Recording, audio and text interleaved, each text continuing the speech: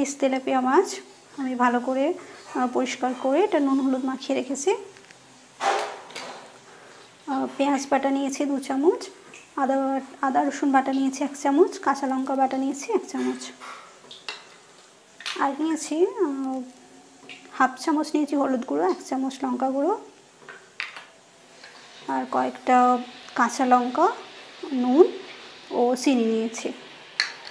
আর ফোড়নের জন্য নিয়েছি শুকনো লঙ্কা 2টো আর কালো জিরে, আর 2 চামচ সর্ষেকে আমি বেটে ছেঁকে নিয়েছি এইভাবে। তো এই সবগুলো দিয়ে আমি তেলাপিয়া মাছে তেল ঝাল করে দেখাবো। তো প্রথমে আমি মাছটা ভেজে নিচ্ছি।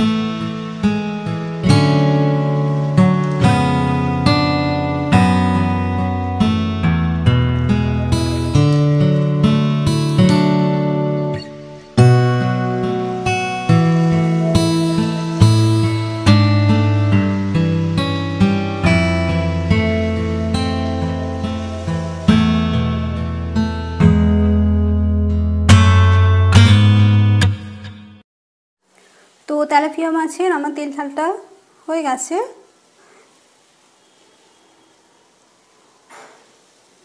এটা আমি কাঁচা লঙ্কার সাথে পরিবেশন করেছি।